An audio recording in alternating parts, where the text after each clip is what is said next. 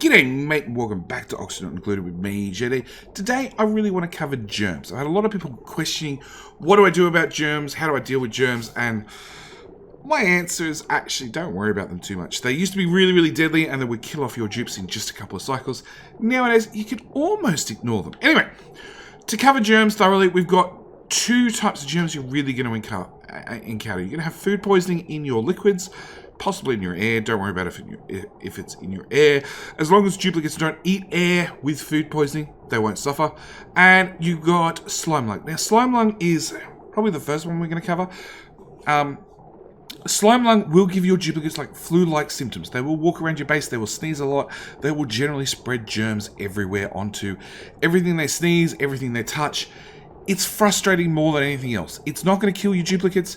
It will slow them down for a little while, and they will, like I said, have flu-like symptoms. But apart from that, it's something we can almost ignore. Now, if we go look up the database and we type in slime lung.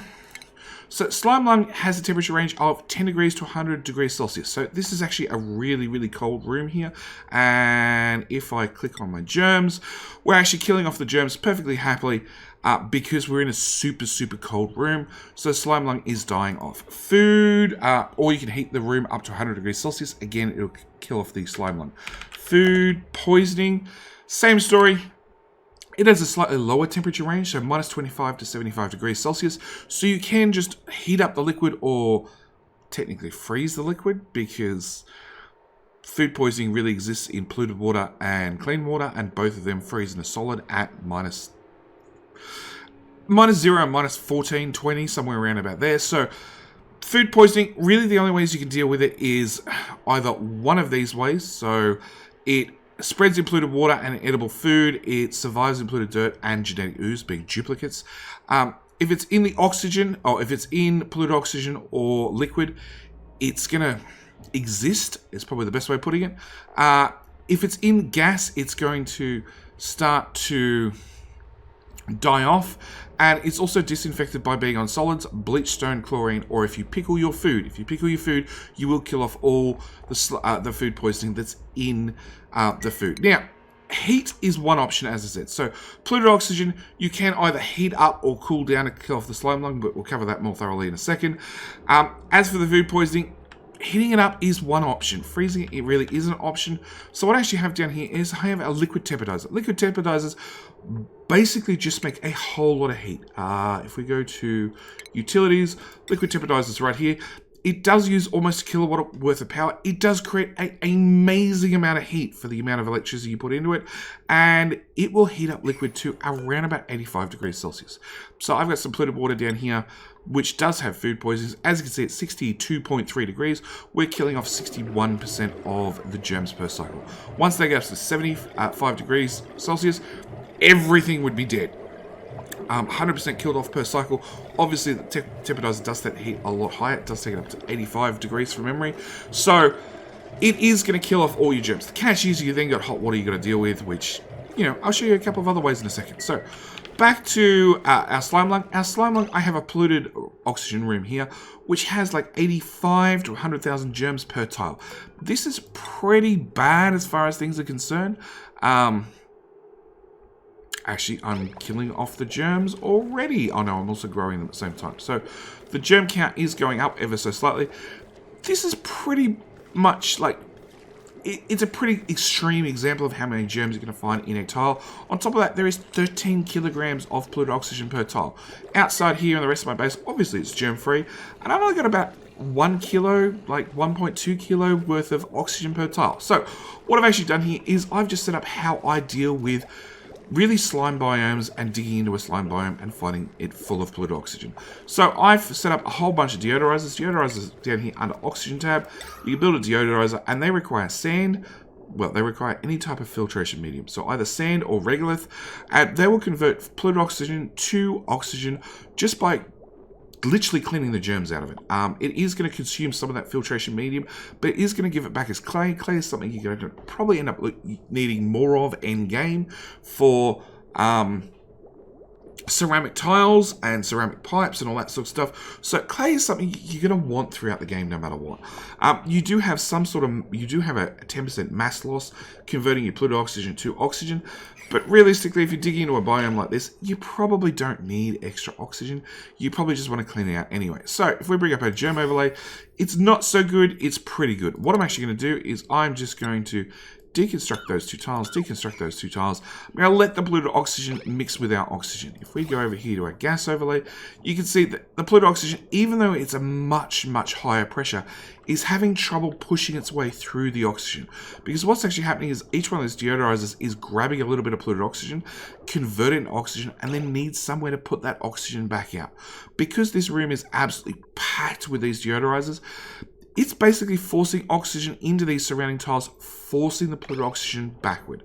I might have the occasional snippet of polluted oxygen escape past this row of deodorizers, and my answer for that is literally put a deodorizer on the outside and it will probably clear up any mess that you have. If you're really, really concerned, just double the length of this I don't know, polluted oxygen clear air machine thingamajiggy bob. Anyway, back to our germ overlay, you can see that I do have germs escaping. Right, there's a few germs escaping out of my oxygen. If we look at the overlay here, they have a half-life of 2 cycles. So in 2 cycles, how many germs are in this particular tile of oxygen is going to halve. And it's going to keep halving until they're all gone. So it's not something you generally need to worry about. I've actually got Abe over here who's about to come up and help, who has a lot of food poisoning germs for some reason. Abe, we're going to speed up time. We're going to make you stand in here until you get covered in germs. Here we go. So he's been exposed for a little while. He now has 2,000 germs of slime lung. He was in a room with like, we're going to say like 25,000 germs of slime lung per tile easily. But he's only contracted 2,000 germs of that because they do have a germ resistance. And honestly, getting your duplicates infected with slime lung, it's not exactly easy to do, providing you take some precautions. But on top of that, as you can see, he's got a half-life of 2.5 cycles. So in 2.5 cycles, we're going to go from 2,000 germs down to 1,500 germs down to what? No, 2,000 germs down to 1,000 germs down to 500 germs, 250 germs, so on and so forth. So as long as they don't have continuous, like, extended exposure to the slime lung, it's not so bad. You will have them wander out of your base, and even in your oxygen, they are going to cause a potential problem for a couple of cycles, but they are also going to die off very, very fast. As I said, this was a really extreme case of a whole bunch of germs in a whole bunch of slime lung, in a whole bunch of polluted oxygen. But as you can see, fairly quickly we are cleaning up this mess. No polluted oxygen has actually escaped this room yet. That one's going to jump out. Yeah, there we go. There's one. But that deodorizer should suck it up.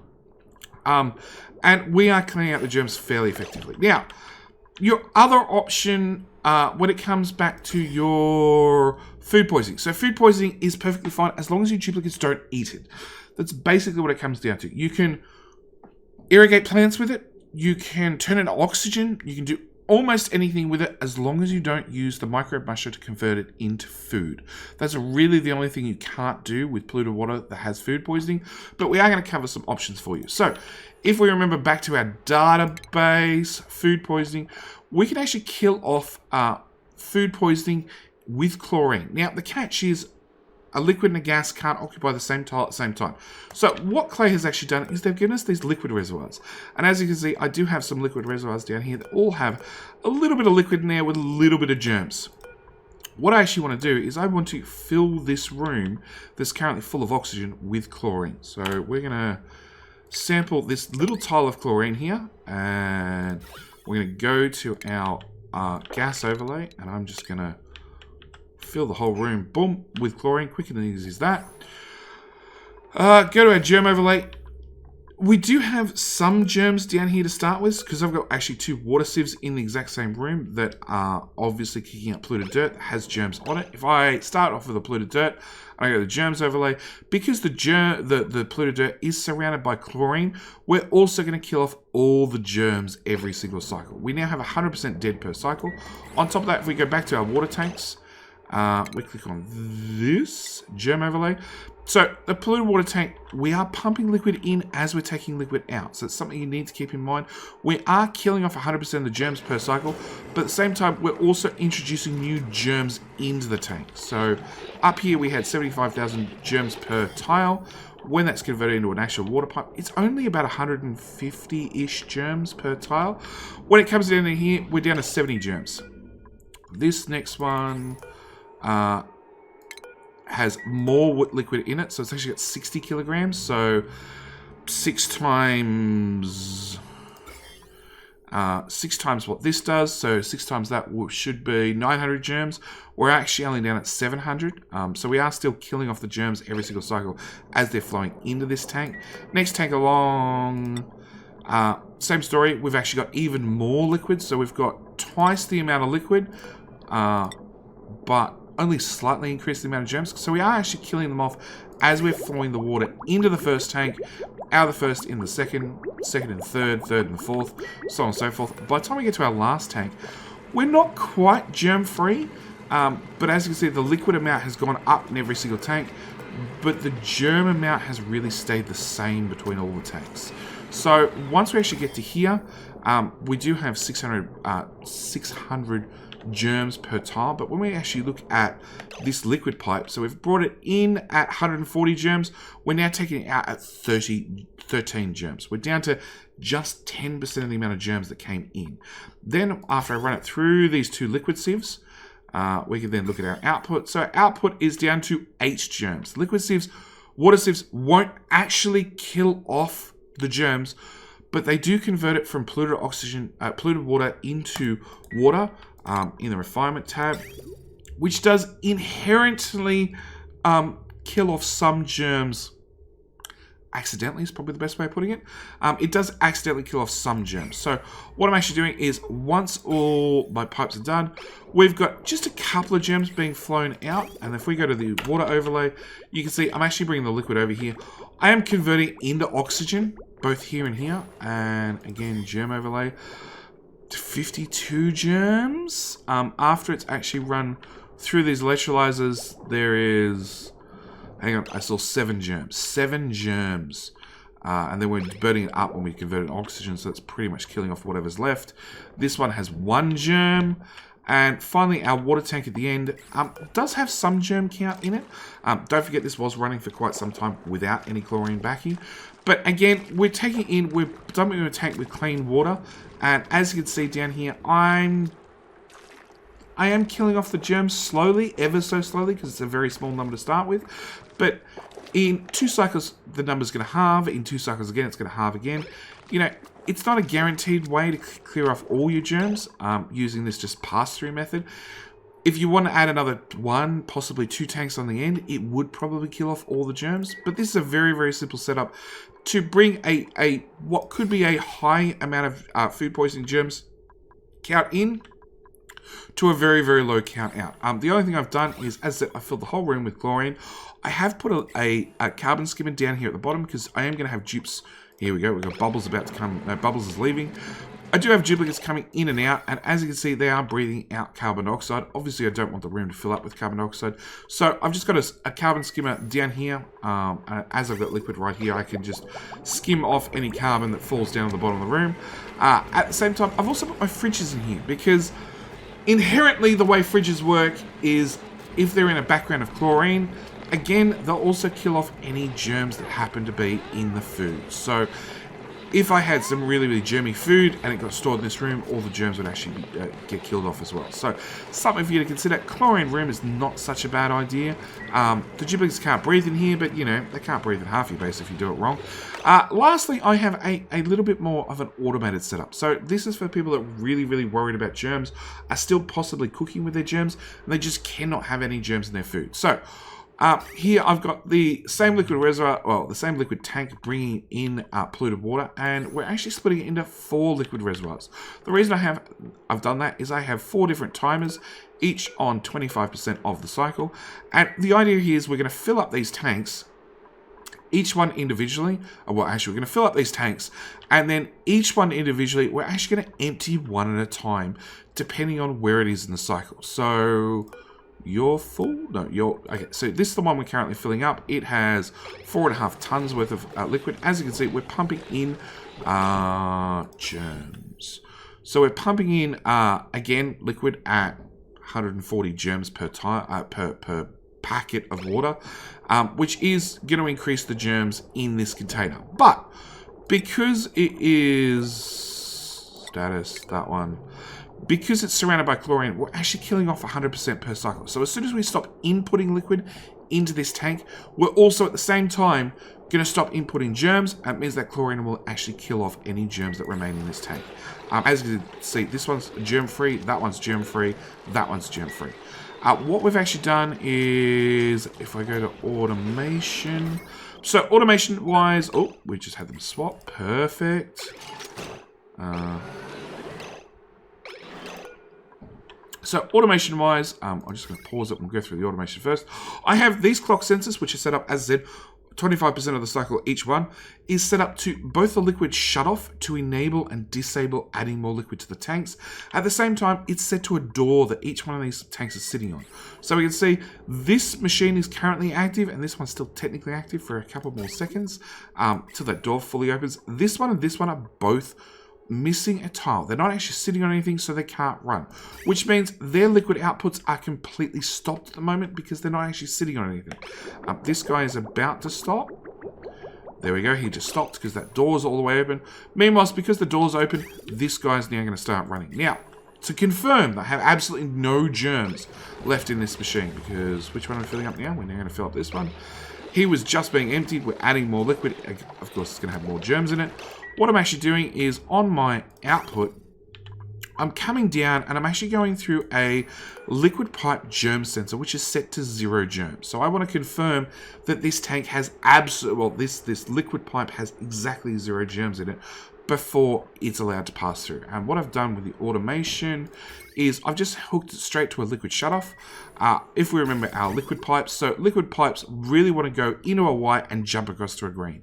So if this opens up, even for a fraction of a second, because it detected 1 germ in there, it's actually going to open up this liquid shutoff and move that single water packet that has any sort of germs in it across to here and make it loop back in and feed back into the system.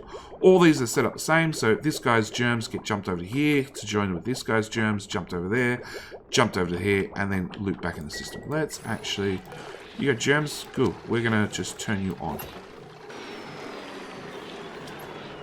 Turn you on to test, which technically, no, I don't even have to turn off the other one.